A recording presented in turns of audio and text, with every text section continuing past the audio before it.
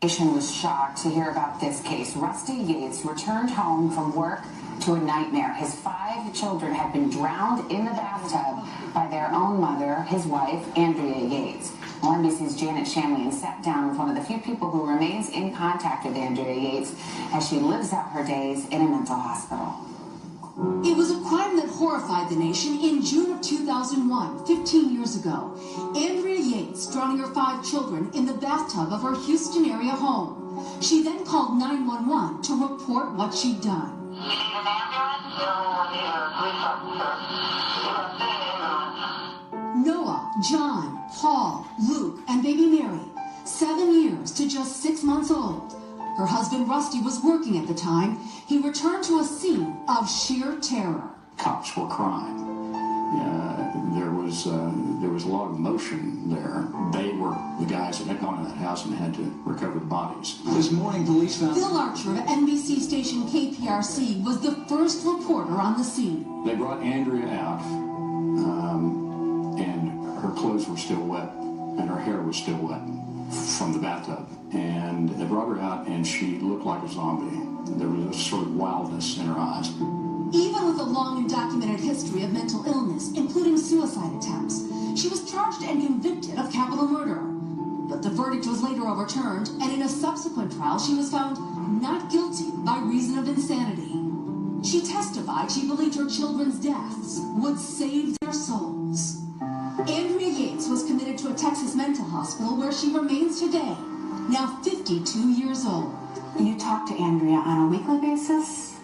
I'd say probably about every 7 or 8 days. How is she doing? She is, I think, doing remarkably well.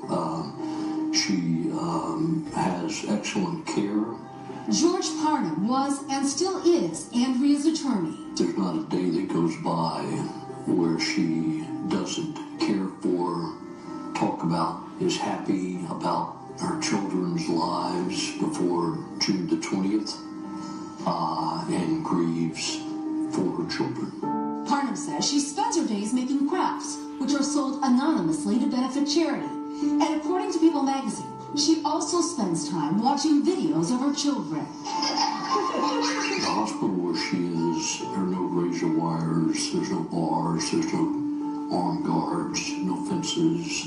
For the most part, it's a life of solitude. She never leaves the hospital and has few visitors. And while the case comes up for review yearly, Andrea has never sought to be released. Rusty Yates divorced Andrea 3 years after the incident.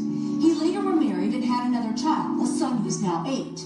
According to recent court documents, his second wife filed for divorce last year. In a 2015 interview with Oprah Winfrey, he spoke about his grieving and where his acceptance is now. For some reason, when I think about them today, I think of them as being, teenagers. Because he would be 20. Or young adults. Your oldest son would be 20 now. It's real easy to get caught up in how they suffered or the fact that they're gone. And what I tried to do was say, look, I'm not going to let these events steal, that joy, the joy that we had for those 7 years. I can name a worse situation than this, maybe with the exception of Sandy Hook. The added element here, of course, is that the children were killed by the one person that should have guaranteed their safety. 5 beautiful lives lost. 15 years later, a tragedy that still resonates. For today, Janet Shamlian, NBC News, Houston. Hello, Today fans. Thanks for checking out our YouTube.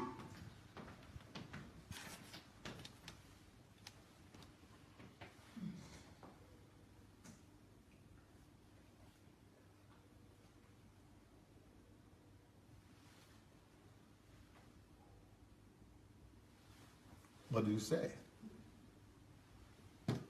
Can you imagine the love of a woman, the love of a mother for her child?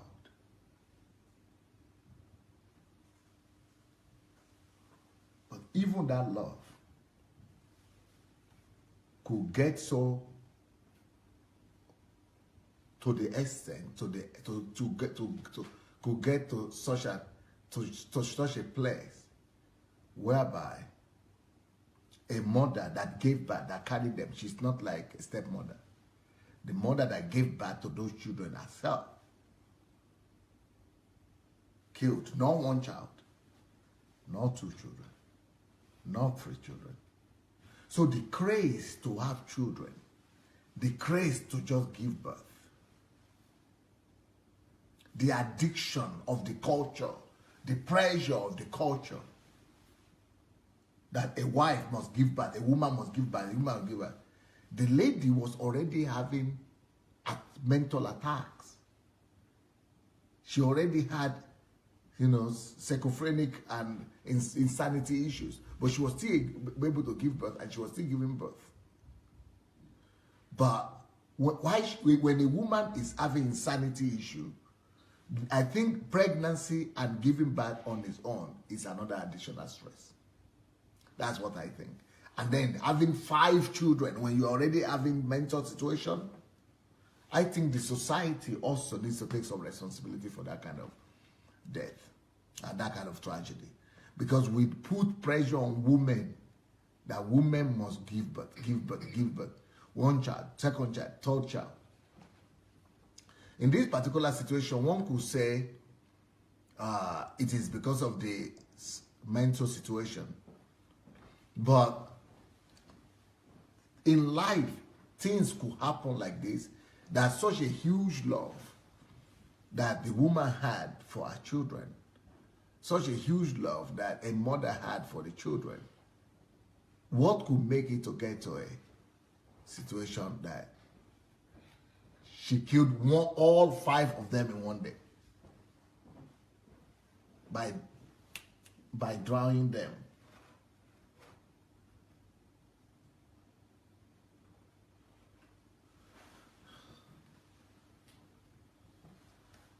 So let me call the people who are here to debate and to discuss this issue. You don't want to discuss this one, though. This one you are not ready for it. Okay, we'll call you for the next one. Okay, you come. The women are too touched in this one. Okay, let's start with the men. I'm trying to process it. Even the man himself is struggling. Yeah. The women are not coming out.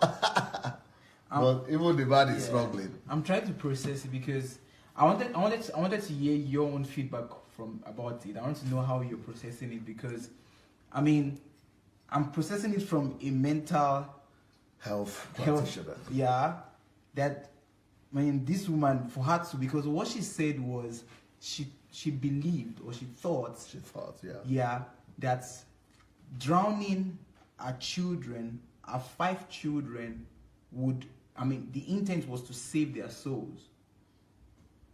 Because she became religious. Yeah. So. But it's a mental. It's a what do you call it? Hallucination or what do you call it? Hallucination. Yeah. Oh no, it's more of a delusion. Okay. Yeah, it's a delusional idea. Just these are fantasy. Is what she thinks.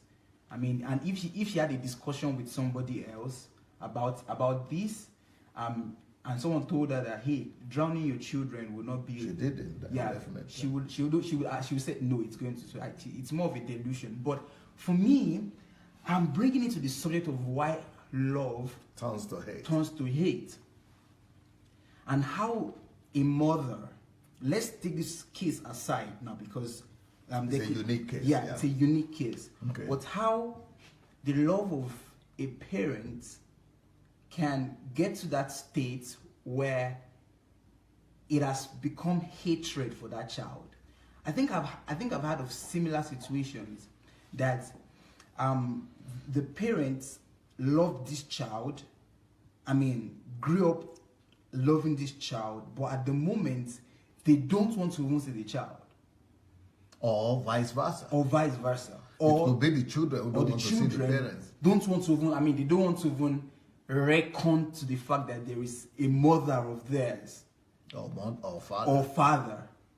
So it's something really, it's something really complex. Okay. You want me to dissect the something before we discuss? Yeah, I think it's something really complex. Okay, let's do that. Let's do that then.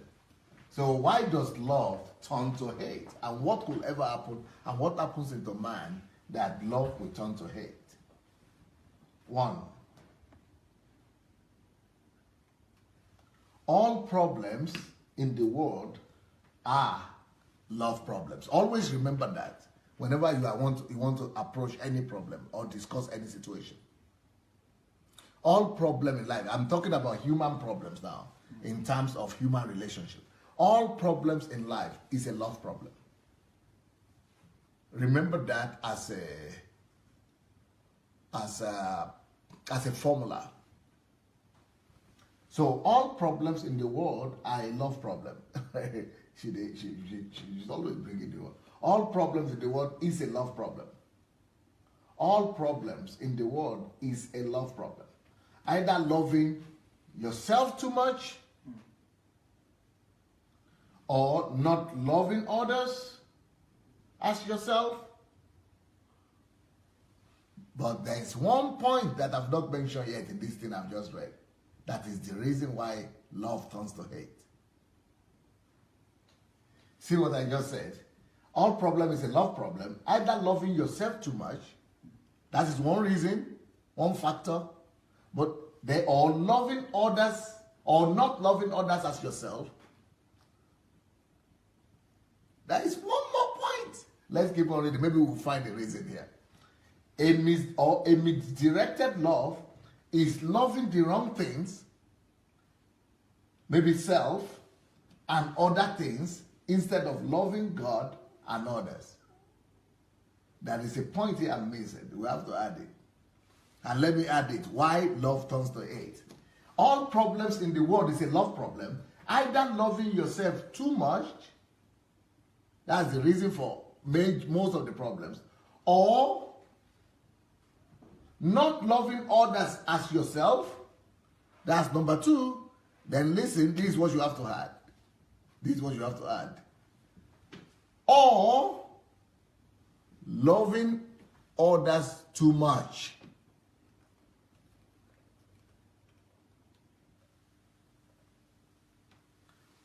Love turns to hatred because of loving others too much.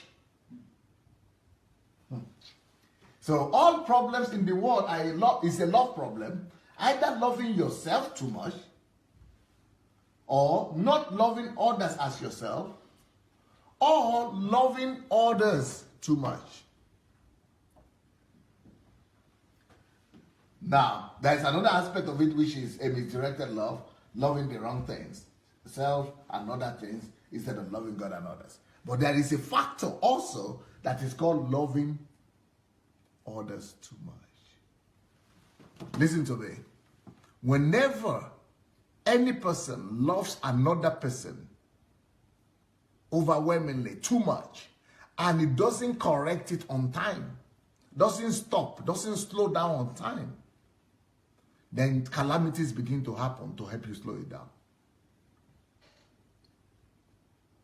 That's why, for example, a husband and a wife, for example, married and they had a honeymoon.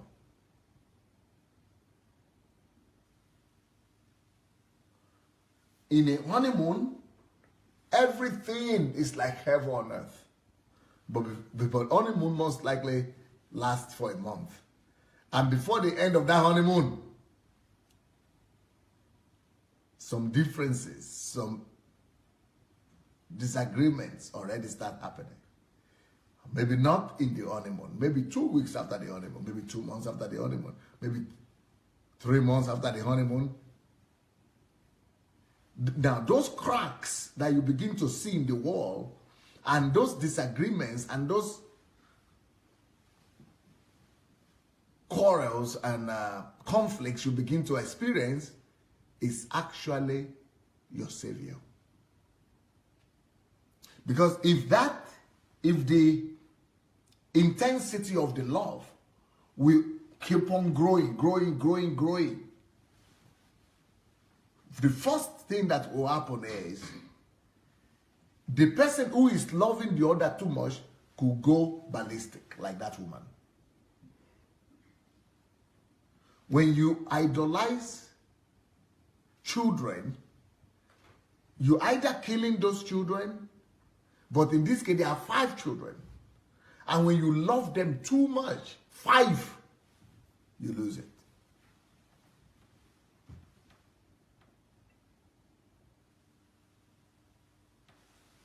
Either you lose it, or those children, things begin to happen to them, or you lose them.